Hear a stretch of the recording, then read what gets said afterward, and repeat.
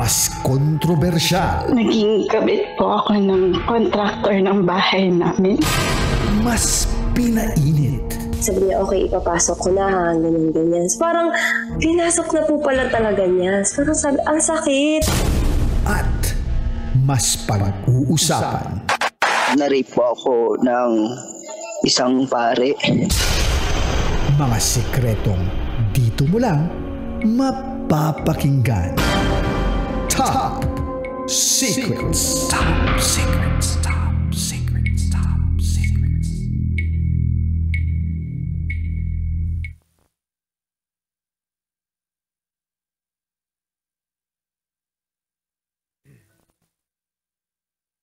Good evening Luzon, Visayas, Mindanao, Metro at Mega Manila. At kayo po ay nakatutok sa 90.7 Love Radio, kasama pa rin ang titindig sa mga pinaglalaban ninyo. DJ Titangelo.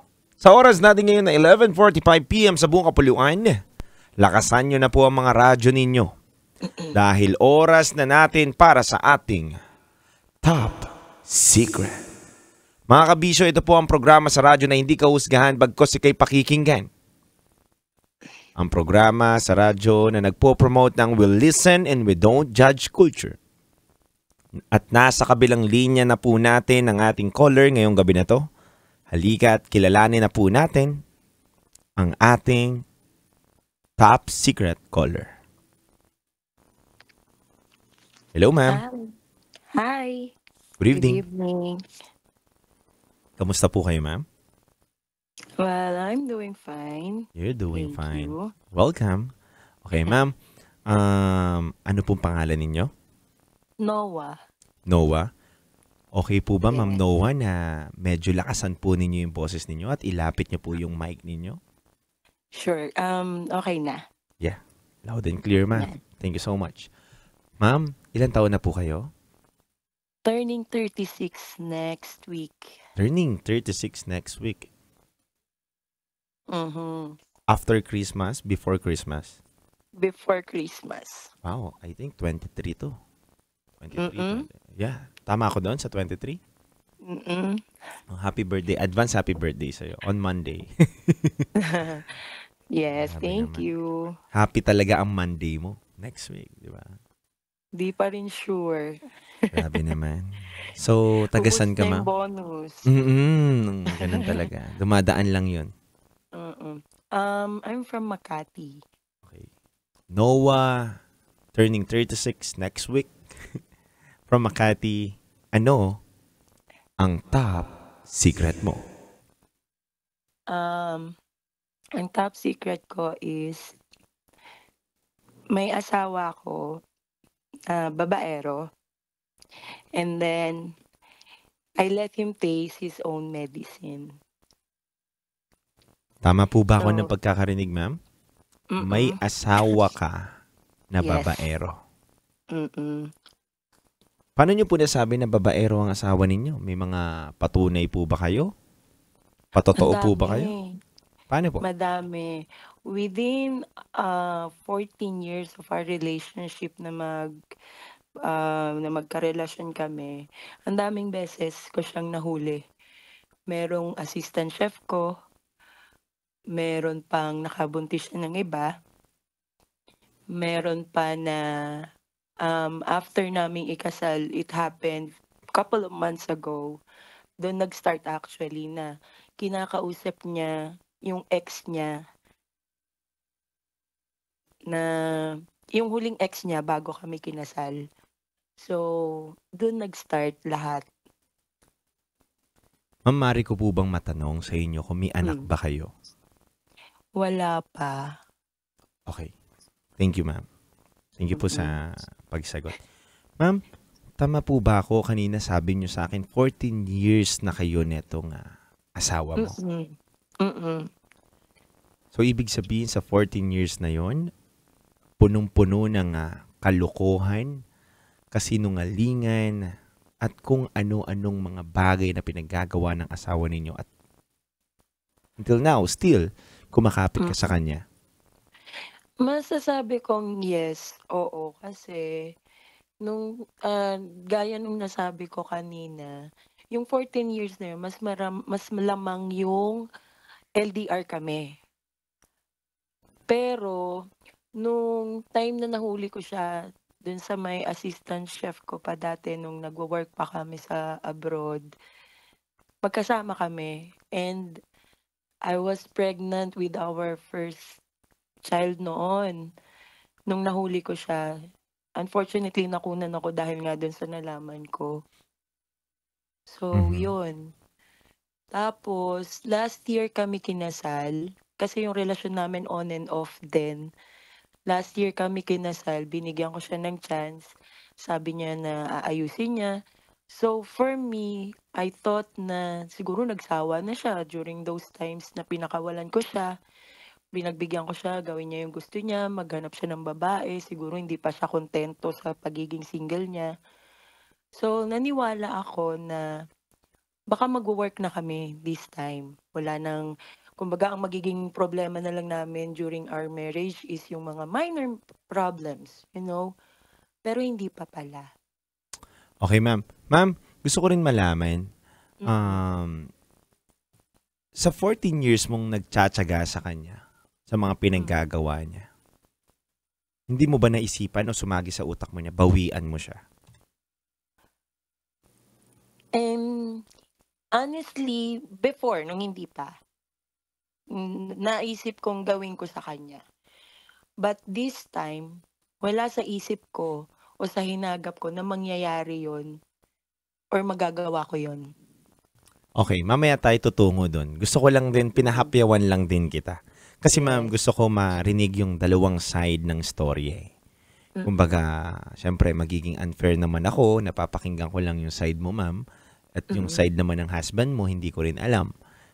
Pero syempre, ikaw ang mas nakakalamang ngayon sa istorya na to dahil ikaw ang nagkukwento. Pero yun nga ma'am, sana maging honest lang tayo sa lahat ng mga sasabihin natin. And kung magtanong man ako sa'yo, sagutin mo lang ma'am, ha? Sure. Okay, thank you ma'am. So ma'am, eto na nga. Nagloloko siya, nahuhuli mo siya, nakunan ka dahil sa kanya. Di ka bumibitaw. Paano mo tinatsaga yung ganun lalaki? Tas LDR pa kayo. Eh, pwede mo naman bitawan na sige na, ayaw na kita. Ano bang napapala mo sa kanya? Bakit until now, kumakapit ka dahil ba kasal kayo? O, kasi kailan lang naman kayo kinasal, di ba? To answer that, actually, bumitaw na ako several times. Several times na during the relationship.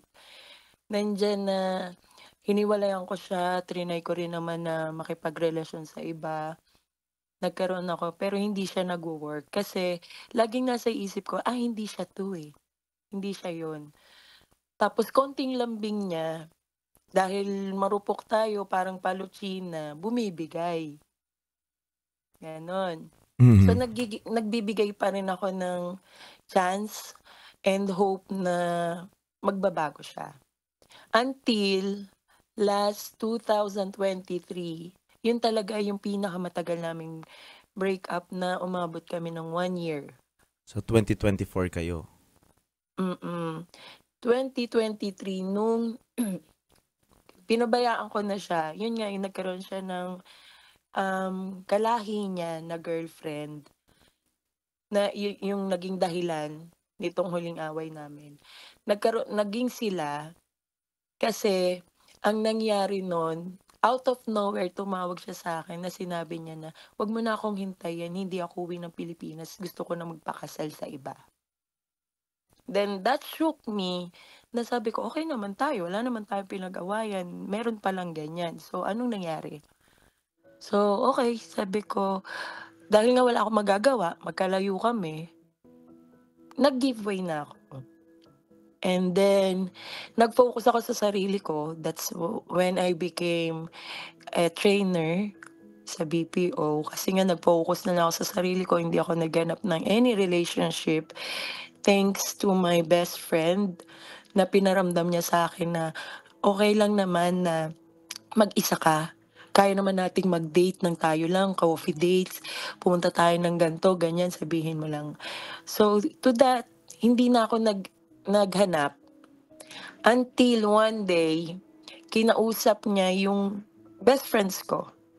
Kinuntsaba niya yon para makauwi siya dito sa Pilipinas at mahanap niya ako. Kasi wala na akong connection sa kanya. Kinat ko lahat ng connections ko. Tapos, pag-uwi niya, nagulat na lang ako, nandun na siya sa bahay ko kung saan ako tumutuloy. And then, nag-usap kami he stayed for 1 week. Only for 1 week. So, trinay niya na ligawan uli ako, na ayusin natin 'to, ready na ako, magpakasal na tayo, ganyan, ganito. So, ako naman sabi ko, "Sure ka ba na hindi ka na maghahanap ng iba?" Kasi hindi na ako bumabata. Sabi ko, ang gusto ko na nga lang, sabi ko na kung hindi ako magkakaroon ng asawa, at least magkaroon ako ng isang anak, yung makakasama ko. Sabi niya, "Hindi, bubuuin natin 'yan, yung pangarap natin, bubuuin natin." That's when I said yes. And after a few months, kinasal kami. June 20 last year. So, ako, kasi ang usapan namin nun, lahat ng nangyari sa past, ikikip na namin sa past. Hindi namin pag-uusapan, hindi na namin uungkatin. Kumbaga, start fresh. Naniwala ako. Until few months before our wedding, bago siya umuwi, I don't know kung bakit ko biglang nagkaroon ako ng instinct na gusto kong buksan yung Google niya, yung Gmail niya rather. And then nakita ko sa photos na meron siya, na nagtatawagan pa sila ng video call and he looks so happy. Tapos sinabihan ko siya, sabi ko na tinanong ko siya, "Bakit kayo nag-uusap pa?" Sabi niya, "Because she's a friend, childhood friend." Yung mga excuses. Sabi ko, "I have a lot of childhood friends also na lalaki. But since sabi mo hindi ka komportable, I choose you and I let them go." Sabi ko na, "Baka puwedeng gawin na lang natin gano'n." Sabi ko, "The fact na meron kayong naging magkarelasyon kayo." So sabi niya, "Okey, sige." So sabi niya, "Sige, i-block mo na siya sa social media ko." Sabi ko, "No, I will not do that. Gusto ko sa'yo manggagaling, kusa mo.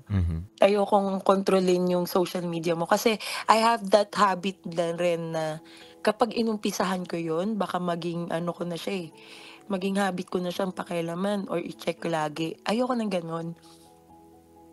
So, hanggang sa dumating yung nagkakaroon na kami ng minor issues, sometimes financial issues, sometimes yung habit niya na nagkakasino, napapatalo niya yung pera. Well, for me, I don't care. As long as alam mo yung dues mo, alam mo yung responsibility mo and obligations. Dumating lang sa point na nitong October, last October, nahuli ko uli na magkausap sila. Not once, but 3 times. Tinatawagan niya, siya yung tumatawag and video call.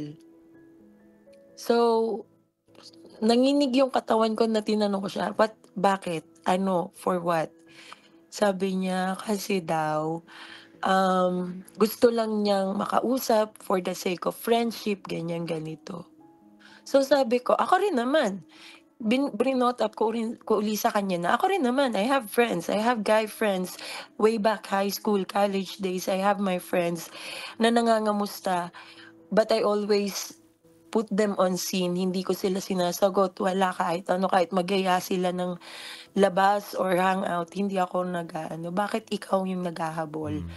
So, inask ko siya, gusto mo pa ba siya? Bakit mo ko pinakasalan kung gusto mo pa pala yung ganyang buhay mo? Good Na question. malaya ka. Oo. Ano sabi niya? Ang sabi niya lang sa akin is, sabi niya, mahal kita eh. Kaya lang kaibigan ko siya. Sabi ko, babalik na naman tayo doon. May mga kaibigan din ako. Pero simula nung binalikan kita, ikaw na ang priority ko. Mm. So sabi ko, does it mean I'm not your priority? Sabi niya, okay, hindi niya ako sinasagot. Lagi niya lang sinasabi na, okay, aayusin ko, magbabago ako. Balik ko rin So, sa'yo yung Noah. Sorry na-cut kita. Pero balik ko lang din sa'yo tong tanong na to. Ba't mo kasi pinakasalan din? Kung alam mo naman palang ganun na. kasi naniwala nga ako na magbabago pa siya. Na siguro nga ready na siya this Sa ilang time. beses Kasi, na pagkakamali, naniniwala ka pa rin? oo, ganun ka, 80-80. Nagigets kita. So, alam mo na before pa lang kayo ikasal, ilang months pa lang ng kasal ninyo, bago kayo ikasal, ilang months bago kayo ikasal, tama ba ako? Nahuli ko kasi yun. Nahuli mo Late na siya. Kasal na kami. Kasal na. Oo, nung Pero di ba ang dami, nalaman ko di ba yun. sabi mo kanina, ang dami mo nang nahuhuli sa kanya, ang dami mo nang nalalaman. Tapos, di ka pa rin nagdesisyon? Nung time na kasi nahuli ko siya, wala na, parang sinasabi ko nga sa mga best friend ko na, kasal na kami. Nandun na yung kasal na kami. Ang hirap na mag-let go. Lalo pa dito kami sa Pinas kinasal. Mhm. So, sabi ko na lang na siguro maayos pa ng usapan.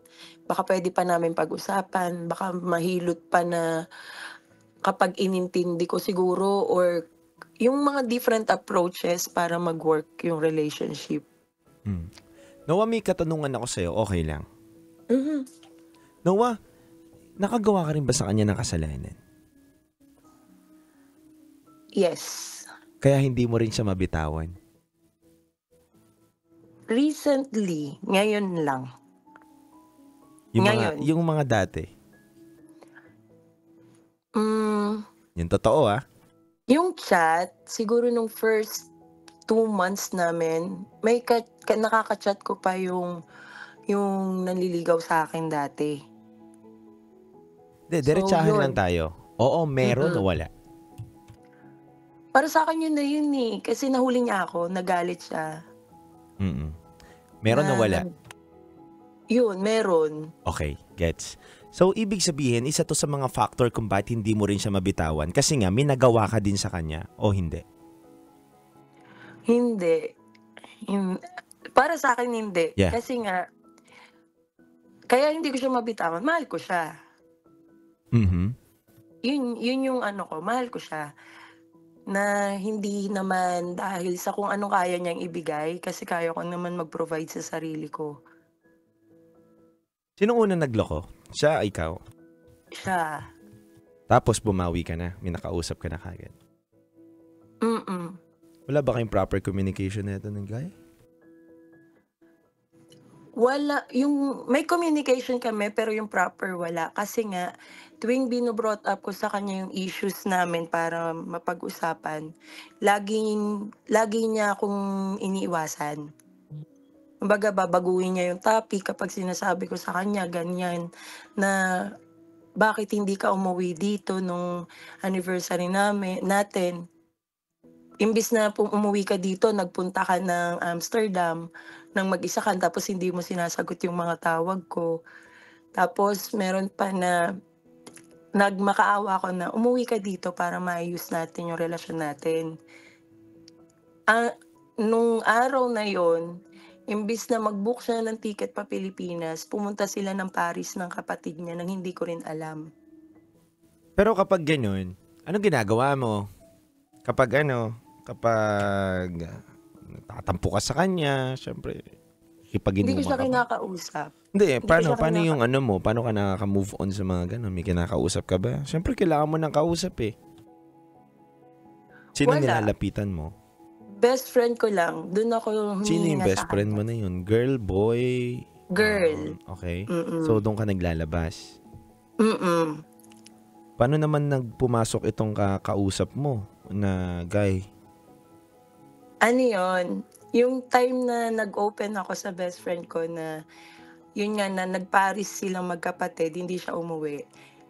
Pumunta yung best friend ko dito sa bahay. And then, ang sabi ko, parang gusto kong lumabas, gusto kong mag-bar. Bar tayo. Hindi, tama nga ako. So kapag may mga ganong problema, hindi kasi nililinaw ko lang ayoko lang din magulo yung istorya, ma'am. Sorry hindi kita inaano, pero gusto ko lang din malinaw. So yung kapag nagkakaproblema nga kayo, naghahanap ka ng escape mo para ma-heal yung mga sakit na nararamdaman mo na hindi mo ko inalala. So punta kayo ng bar ngayon, ma'am. Tama ako? So anong ginawa niyo sa bar? Uminom. Ayun, lang kami. Gusto ko lang naman unwind that night. So, nung time na yon, wala, normal kami. Nag-uusap lang kami magbe-best friend. Kasama namin yung isang best friend pa namin na buntis. As nag-uusap-usap kami until lumapit sa akin yung waiter. May humingi daw ng number ko. Yung waiter na yun, kilala kami mag-asawa kasi madalas kami doon. Tapos sabi ko, kuya, alam mo naman may asawa ko. Sabi ko, sabi mo na lang thank you. So, then doon, nag-iinom pa rin kami, masaya, ganyan. Hanggang sa naubos namin yung iniinom namin. Nagpadala ng isang bucket sa table namin. Tapos, nung time na yon, okay, sige, mga may amats na, nakainom na. Nakasayaw na namin sila sa dance floor. Tapos, nung time na nagkakasayawan na, ganyan-ganyan, nung patapos na, nabot na kami ng closing ng bar, umupo na kami sa isang table, nagkakakwentuhan kami. So, sa madaling salita, may nakilala ka dun sa club? Yes. Nagustuhan mo rin at nagustuhan ka? Some sort to that. Oo, syempre naman, di ba? Hindi mo naman nauupuan yun, hindi rin naman natin kikilalanin. O, di ba? Pag ekis sa atin yan, ayaw natin lapitan yan. Bahala ka sa buhay mo. Nako.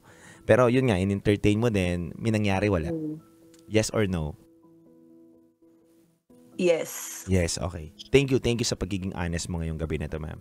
And I appreciate that. Ma'am, so may nangyari sa inyo. Gaano ilang beses may nangyari sa inyo? Twice. So, paano yung relationship ninyo? Ito, ma'am. Ito kasi gusto ko malaman eh. Kasi naiintindihan din kita kung bakit mo nagagawa yun. Diba? Kasi parang importante pa ba ako sa tao na to? So, naghahanap ka ng escape na, sige, liliwaliw ako. Naghahanap ako ng ganito para yung sugat sa aking puso, yung mga kulang na peace sa aking puso ay mabuo na. So, yun ang ginagawa mo. Pero kasi, ginawa mo na yun, ba't hindi ka pa sumuko? Sa asawa ko, nung bumigay na ako, sinabi ko nga sa kanya. Sinabi ko na ginawa sa mo kanya. yun? Oo, anong sabi niya ko sa'yo? na. Initial reaction niya na, bakit mo ginawa? Bakit hindi mo ako kinausap, ganyan? Sabi ko, mali ko, na pumatol ako. Pero kasi siguro maintindihan mo ko kapag ginawa ko na sa'yo yung sakit na binibigay mo sa akin. Pero kasi, naayos ba? Nung naparamdam mo na sa kanya na ito yung sakit na naloko at naloko. Nabago ba siya? Nakita ko yung niya ngayon na mas attentive na siya kapag may sinasabi ako. Iba yun. Pero yung nabago na ba siya sa ginagawa niya? Hindi ko alam. Siguro, na-shock pa rin siya kasi nga nagawa ko sa kanya yung ginagawa niya sa akin. Di ba ibang lahi siya? Yes. Anong lahi niya? Romanian. Di ba familiar ka naman kapag mga ibang lahi, kapag nasira na yung trust mo or nasira na yung tiwala nila sa'yo, mahirap na ibalik pa. Tama ba ako? Yes. Actually, totoo. Pero ikaw, hindi mo napaisip na, baka tagilid na ako dito? Naisip ko siya. Kaya ako sinabi sa kanya. Sinabi ko na nga na kung maghiwalay ka, which is lagi inihiling ko naman na sa'yo, siguro pinapadali ko na lang yung lahat na inamin ko sa'yo na nangyari na nga, ginawa ko din. So kung bibitaw ka, so be it. Siguro yun na rin yung way para Sinabi mo yun? Sinabi ko na sa kanya yun. Kasi talagang yun na yung galit ko sa kanya eh. Nandun na yung lahat ng sama ko, ng loob ko sa Ano kanya. sabi niya sa'yo? Hindi siya sumasagot. Yun kasi yung hindi ko alam kung nonchalant pa ba or ano. Hindi siya sumasagot. Hindi siya nagsasabi na sige, hiwalay na tayo. Ang sabi lang niya, syempre nakatikim din ako ng masasakit na salita, which is for me normal kasi ginawa ko nga eh. Kasi kahit ako nung ginawa niya, masasakit na salita rin yung sinasabi ko. Kaya sabi ko na kung iiwan mo na ako, tanggap ko. Wala naman tayong anak na madadamay. Masyado pa, siguro enough na yung 14 years na sinubukan nating parehas na itry. Kaso wala eh, hindi siya nag-work. Maraming tanong sa isip ko ngayon eh. Na 14 years kayo, tapos ilang beses ka lang nagloko? Isang beses lang? Pangalawat ko. Itong tinanong ko sa'yo. So, 2 beses lang sa 14 years. Yun. Siyempre, maniniwala naman ako. Hindi na ako para magtanong pa na marami pang mga segue na pangyayari. 14 years, napakahaba nito. And imposible din na hindi mo ma-feel na solo ka. Diba? Na may partner. Kasi mapapatanong ka minsan eh, na may partner pa ba ako? Baka it's time na para mangilala na ako ng iba. And alam ko naramdaman mo yun. And kapag nararamdaman mo yun, doon na nag-i-start yung mga temptation eh. Diba? Ma'am, nakikita mo pa rin ba yung sarili mo sa partner mo ngayon? Sa relationship ninyo? Na dapat ka manatili? Hindi na. Nasabi mo ba sa kanya to? Oo, kasi hindi ko naman gagawin yun kung ano eh. Kung mahal mo pa Hindi siya. ako mag-give in kung nandun pa yung 100 na pagmamahal ko sa kanya. Yes. Kaya ako yung nasabi yun, even before nasasabi ko sa kanya maghiwalay na kami. Nangyari talaga para sa akin, nagkaroon lang din talaga ng another person para masabi ko na siya talaga ng buong buo. Kasi lalo na yung other guy na yon, pinaramdam niya na, ito pala dapat yung pakiramdam nung may karelasyon. Diba? Yung pala, ganito pala dapat, magaan lang dapat. Kung meron man na dapat pag-uusapan. Sabi ko nga kasi nung time na sabi ko, malito, iniwasan ko na yung guy. Gumawa siya ng paraan, pinuntahan niya talaga ako. Para lang sabihin na, anong problema? Kaya pala, pag ginusto, kaya pala. Bakit hindi magawa ng asawa ko sa akin? Ma'am, Noah, laruhin natin ang lahat ha. Maputol lang kita. Gaano mo na katagal kakilala itong guy na tinutukoy natin ngayon? Yung totoo. Yung ano? Yung totoo, mama. 1 month na. 1 month na. So, iba pa yung mga guy na dumaan din sa buhay mo. So, ito lang yung nag-stand out. So, ngayon, kaya mo rin na pagpapasyahan na din na sumuko na. Kaya ka nakakaramdam ng lamig ngayon, nasasabi mo na yung mga ganyang bagay dahil may tao nang nagpaparamdam sa'yo na hindi kayang ibigay ng asawa mo. Pero klaro ko na hindi ko mahal yung guy. wala akong emotion attachment doon. Ano lang? What happened is, yun lang, hanggang dun lang kami. Kasi tapos na rin naman kami mag-usap. Hindi na kami nag-uusap. Mm. Parang siya lang yung nag-ano na, makakita ka ng kayang gawin yung mga simpleng bagay sa relasyon, yung bare minimum na gusto mo. Nagigets kita. So parang fubo lang kayo nito.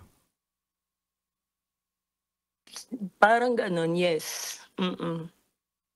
Tama ba ako? Hindi rin kayo pwede talaga nito kasi may sabit din ba tong tao na to? Wala siyang sabit. Anong meron sa kanya? Ako lang yung nasabi ko, kasal kasi ako eh. Yun yung Oo sabi nga. ko, kasal ako. Hindi rin siya mag-work. Mhm. Hindi siya mag-work dahil nga wala namang divorce sa Pilipinas. Walang annulment. Ang mangyayari yung annulment namin kung uuwi siya para mag-process namin. Pero more than that, hindi ko kaya ibigay sa kanya, kawawa siya eh. So ako din yung bumitaw sa kanya. Okay. Ma'am, anong gusto mong sabihin sa partner mo ngayon? Yung hindi mo kayang masabi sa kanya. Baka ito yung pagkakataon mo. Ilabas yan, yung nasa puso mo.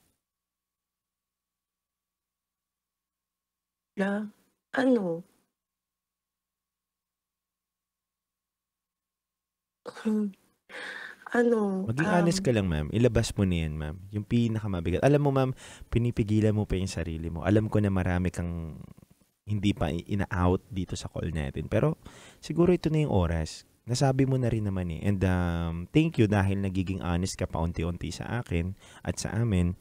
So, ma'am, go na. Out mo na to siguro para medyo gumaan din yung pakiramdam mo. At yun naman ang gusto natin. Mapagaan din yung pakiramdam mo, ma'am. Baka may mga hindi ka nasasabi dun sa partner mo. Kasi ang pinaka punot dulo ng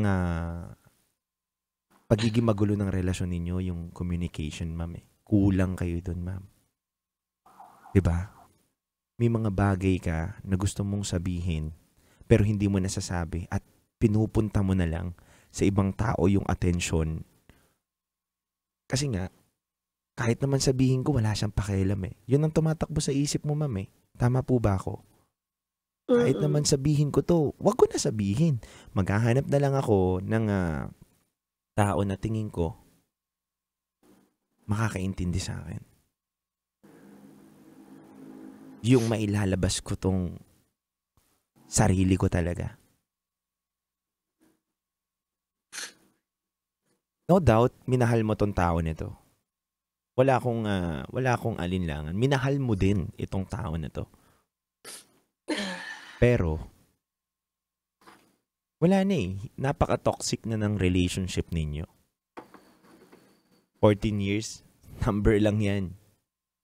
'Di ba? Para lang masabi natin, wow, ang tagal ninyo. Hindi ganun yun eh. Ano mo yung 14 years kung hindi rin naman, sa 14 years ninyo, 1 taon lang kayo naging healthy. Right? Kunyari, ganun, di ba? Ang pangit pakinggan eh. 14 years kami, pero 1 taon lang kami naging healthy. 13 years, puro walang kwenta. Hindi naman ganun. Dapat. Ma'am, sige na, ito yung oras mo para sabihin na yung lahat na gusto mong sabihin sa partner mo. Isipin mo, nakikinig siya na hindi niya kaya lang talaga makasagot din sa ngayon. Well, sana, I'm not hoping or asking na maintindihan niya. Kasi hindi naman niya maintindihan kung hindi siya makikinig. Pero kasi talagang naubos na ako. Ubos na ako dun sa panahon na yun na ang daming nangyari. Ang daming chances na nabinigay. Hindi ko sasabihin tama yung ginawa ko na way para maintindihan niya yung sakit. Pero kasi talagang ubos na ako. Ubos na ako magbigay lahat sa kanya.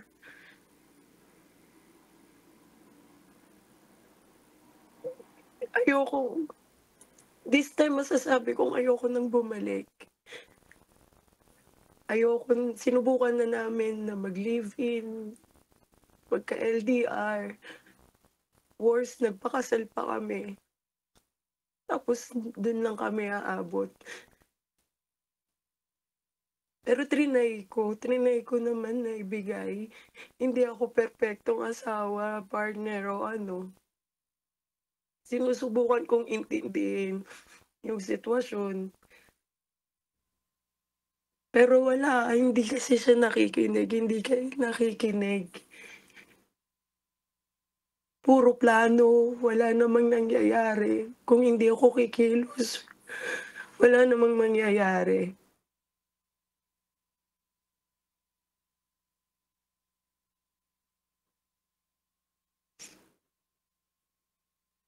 Just, sana alam niya na minahal ko siya. Mahal ko siya at mamahalin ko siya pero hindi na sa paraan na ganito. Kasi talagang hindi ko na kaya ipagpatuloy yung relasyon namin.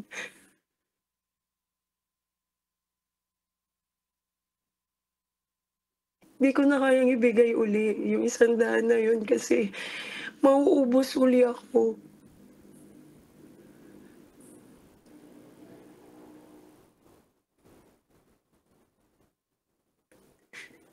Alam mo ma'am, yung Sana, nangyayari sa inyo, parehas kayong takot sumuko.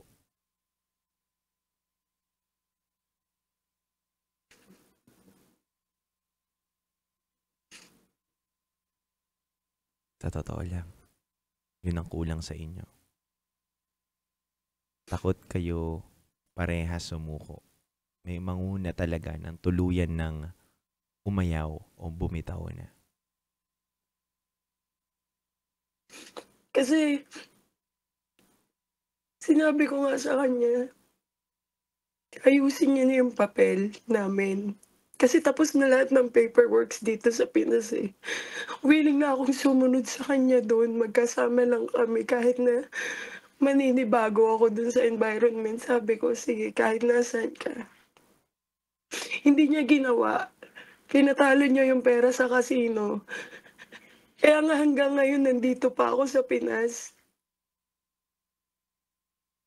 Hinihintay kong matapos yung papel namin para makasunod na ako sa kanya. Nagbigay pa ako ng option nung anniversary namin na sinabi ko na kung hindi pa ako pwede magstay dyan, kahit bakasyon lang. Ayusin natin yung visa, kahit tourist visa lang, kahit 1 week, 2 weeks. O kaya pumunta tayo ng ibang bansa, magkita tayo. Ang dami niyang excuse. Kaya siya daw po yung pera, iniipon para sa papel. Tapos malalaman ko pinatalo sa casino. Doon pa lang nasasagad na ako kasi ano pa bang hinihintay ko? Noah, Ayaw mo ba akong makasama? may gusto lang akong tanong sa'yo ha. Bago natin tapusin itong call natin. May mga ilang minuto ka pa naman pero gusto ko lang itong bitawan, Noah.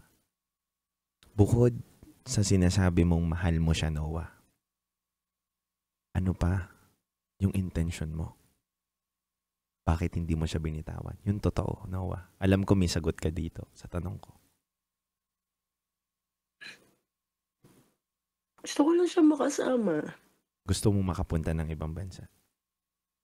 No, kasi kaya kong pumunta ng ibang bansa anytime that I want to. Yeah. Ano pang rason? Tingin mo? Alam ko may sagot ka dito eh. Gusto ko lang manggaling sa bibig mo. Bukod sa mahal mo siya, 14 years, alam ko naman matalino ka, Noah. Yung 14 years na yun, hindi mo pagtsatsagaan yun, hindi mo pagkakapitan yun kung wala ring ibang bagay. Kasi, gumawa ka na ng kalokohan eh. Ibig sabihin na wala na yung love mo as a girl. Noah, hindi ka namin kilala. Ilabas mo na tong storya na to. Nilabas mo na lang din naman. Maging totoo na tayo. Gusto ko lang din marinig at siguro maging totoo ka na wala ka ng kinip sa sarili mo. Na, hindi ko sinabi yun kay Titangelo. Hindi ko nasabi yun sa maraming tao. para at least may babalikan tayo or may babalikan ka na naging totoo ako and it's time to move on na talaga. 'Di ba? Na inamin ko na yung mga bagay na dapat ko nang kalimutan unti-unti. Ulitin ko, sa 14 years, may option ka, may choice ka na bumigay na at sumuko na sa dami ng kasalanan na ginawa sa'yo. At mismo ikaw, ma'am, gumawa ka na rin ng mali. Pero pinaglaban mo pa rin. Hindi ako naniniwala na love yan, ma'am. Pure love yon, ma'am. Maglolokohan po tayo dito pag sinabi mong love yon at alam mo rin naman yun sa sarili mo. Ma'am, aside doon, ano yung totoo din? Pwede ko bang malaman? Well, I don't get what are you trying to impose with Yeah. that. Mm-mm. Kasi, just like I said, kung pera, malabo eh. Malabo kasi ako pa nga gumagawa ng paraan kapag wala siyang pambayad ng house bills niya eh. Mhm. So, if we're trying to impose something else, then I will definitely not agree with you on that one. Mhm. Na pera or kahit stability. Wala akong Because sinasabi anything. I can be stable on my own. Kaya sinabi ko na nga sa kanya, kung hindi mo ko kukunin, may offer na ako na magtrabaho sa cruise ship. Mhm. Which magiging stable ako. Mas stable pa ako sa kanya. So ma'am, diretsa ang tanong. So, ibig sabihin, mahal mo lang siya kaya ka nagstay? Mahal ko lang siya. Eh, ba't ka And nagloko?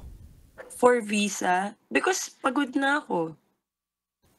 Naubos na akong intindihin yung mga excuses niya. Ilang beses yun, ma'am? Ilang beses ka naubos? Madaming beses na. In 14 years, ang daming beses na. Well, this is just part of the story. I Naubos? Yes. didn't even mention nung nakabuntis siya. Yung babae nagsasend sa akin ng sex video nila while I'm working. Mhm. But yet, I chose to stay. Nung bumalik siya, wala naman siyang pera. Ako pa gumagastos sa kanya. Ba't wala ba siyang trabaho, ma'am? Wala siyang trabaho by that time. Yung nakilala mo pera- ba siya? Ano bang profesyon niya? He's a hotel manager. But during that time na bumalik siya sa Lebanon, that time, wala siyang pera. Namatay yung papa niya. Ako yung nandun sa kanya, may sakit siya. Ako yung nasa tabi niya. Walang binibigay yung kapatid niya. Ako, kahit pambili ng yosi niya, Ma'am, 3 kotse ako nagpapagas. Ma'am. Hindi ko sinusumbat yun. But it's just sucks to hear or to see na ang sasabihin is pera dahil AFAM yan. No, not every AFAM have money. wala naman nagsasabi sa'yo, ma'am. Wala naman dito. Ako, wala naman ako sinabi. Ikaw nagsasabi niyan, ma'am.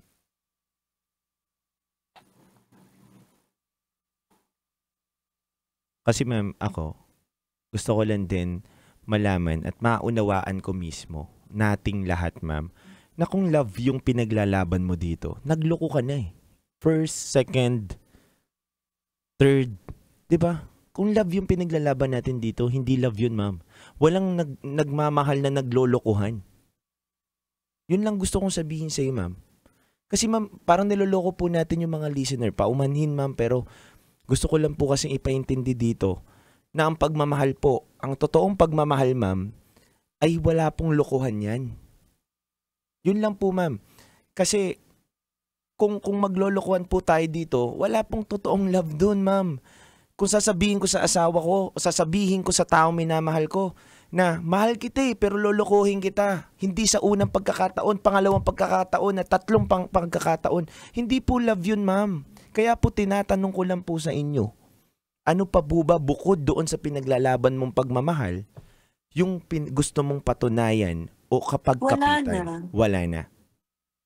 So, may ganun pala talaga. At least ngayon, ma'am, nauunawaan po namin na may ganun po pala talaga na pangyayari sa mundong to. na nag-exist, na kwento, na kahit wala naman pala siyang mahihita or something na tinutukoy mo kanina na pera about sa ganito, handa ka pa rin magmahal kahit naglolokohan kayo. Yun pa rin yung definition or ano nyo, na pinaglalaban ninyong minamahal nyo ang isa't isa. Yun lang yung gusto kong sabihin, ma'am. Kasi ma'am, naguguluhan ako at naguguluhan kaming lahat dahil napaka-basic, napaka-simple. Unawain natin. Walang nagmamahal na handang lokohin ng partner. Wala, ma'am. Ako mismo ang maninindigan doon. Ako ang titindig doon sa salita na yun, ma'am. Walang nagmamahal na naglolokohan. Sabi mo nga, ma'am, kaya mo naman palang pumunta ng abroad. Ba't hindi mo siya dinalaw? Hindi ka sumama doon, hindi ka pumunta. Ang alam ko lang, ma'am, sa kwento mo, ma'am, ang huli niyong pagsasama is kapag umuwi siya dito at yung magkatrabaho pa kayo sa ibang bansa. Tama ako, di ba, ma'am? So, yun yung mga naglalaro sa aking mga tanong, ma'am, na gusto kong linawin, ma'am. And ako, bilang nakikinig lang at nagtatanong at nililinaw natin, ma'am, gusto kong maging totoo lang tayo sa mga nakikinig at maging totoo ka lang din, ma'am. Kasi hindi naman kita kilala, hindi ka rin nila kilala, ma'am. And huwag ka maapektuhan dun sa mga nababasa mo, ma'am, dun sa mga comments. Gusto ko lang, ma'am, na pagtapos ng call na to, natulungan kita na maging totoo tayo sa isa't isa. Yun lang naman eh. And thank you sa pagiging honest mo. Kung talagang wala, ma'am, naniniwala po ako sa inyo. Buong puso na it's all about love. Kaya ka kumapit ng 14 years, pero nagloko ka. May ganun pala. Thank you, ma'am. May gusto po ba kayong sabihin? No. May time pa po tayo, ma'am, para may last message po kayo sa yun na po ba ang gusto niyo sabihin na sa partner ninyo? Nothing's gonna work na. So, anong Kahit plano naman, mo na? Anong plano mo na, ma'am? Sinabi ko na sa kanya na kung uuwi siya, magpa-file na kami ng annulment. Nothing's gonna change that decision. And then, accept ko na yung offer sa ibang bansa na, sa cruise ship rather. Na hindi na siya kasama.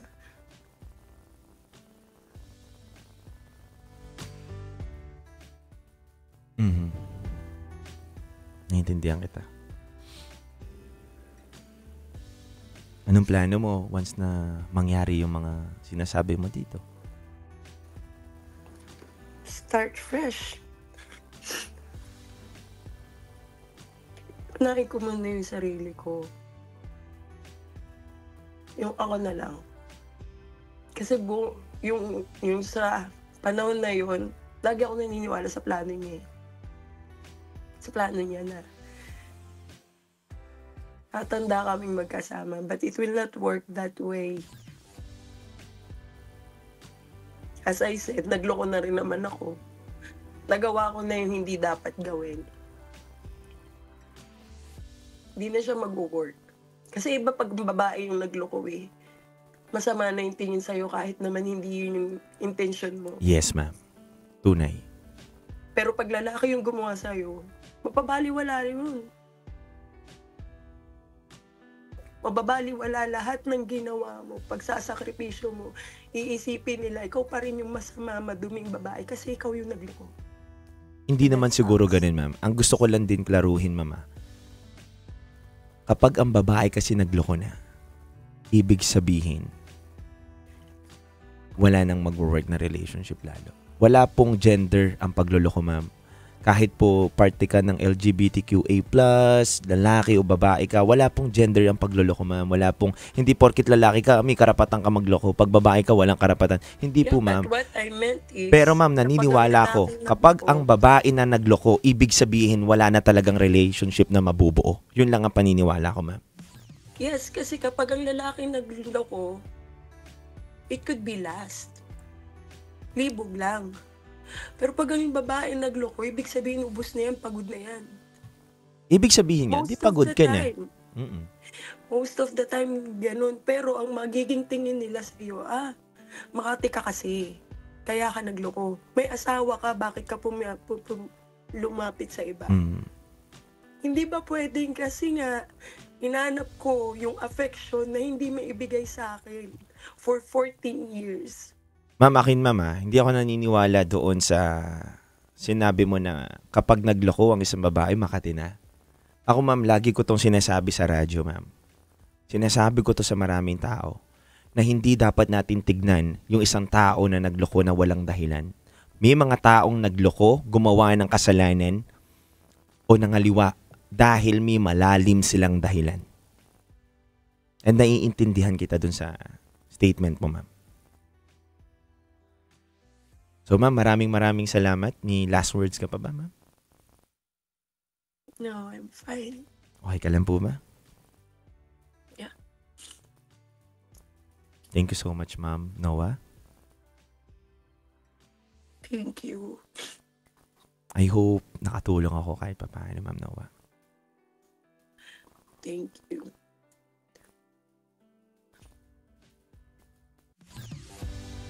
God bless, ma'am Noah.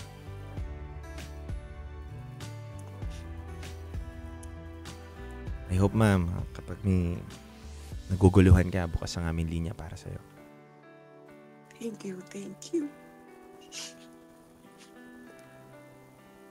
God bless, ma'am. Thank you, you too. Bye-bye, ma'am. Anyway, mga kabisyo, oras natin sa buong kapuluan is already 12:36 a.m. Magandang umaga sa inyong lahat. Kasama nyo pa rin ang titindig sa mga pinaglalaban ninyo, DJ Titangelo. Mga kabisyo, napakinggan po natin ang storya ni Noah. And naway kapulutan natin ng aral, yung kwento ni Noah. And magbigay liwanag sa atin upang maunawaan natin ang totoong meaning ng nagmamahal. Muli, ako si DJ Titangelo. Kasama nyo po 9 to 12 midnight sa programang Rocky Secret Files and Top Secret. Kasama ko po ang aking partner ngayon na si Boy Pindot. At syempre, in behalf of DJ Rocky Terra, maraming salamat po sa inyo. Muli, kita-kits tayo mamaya sa ating programa. Dito lang yan sa 90.7 Love Radio. Kailangan pa bang i-memorize yan? Basic.